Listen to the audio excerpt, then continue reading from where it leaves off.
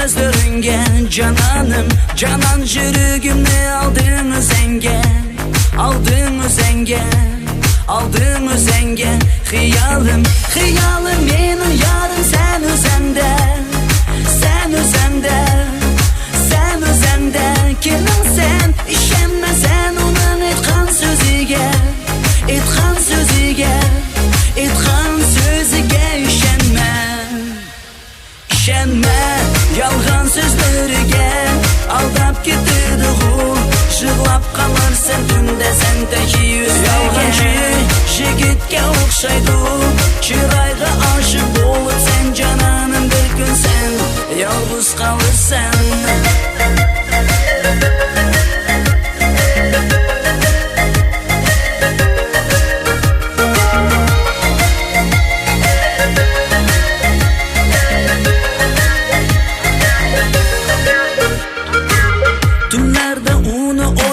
Uxlamaysan, uxlamaysan, uxlamaysan cananım. Menin etkan sözümni anglamaysan, anglamaysan, anglamaysan cahanım. Söygümni sana taqdim qilsam, qaramaysan, qaramaysan gül yarım. Billa bo'lishni sen yarım xalaysan, yarım xalaysan.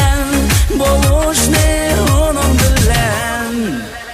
İşenme, yalgan sözlerige aldap getirdi hu.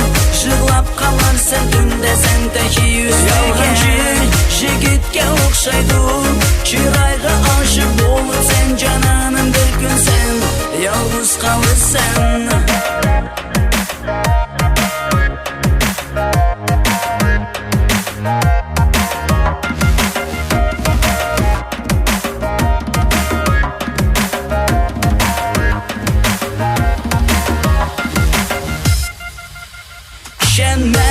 Yalgan sözlerige aldap getirdi hu. Jığlap kalarsan tünde sen teki yüzlege. Yalgancı jigitke okşaydı, çırayga aşık olup sen cananın bir gün sen yalnız kalırsan. Yalgan sözlerige aldap getirdi hu.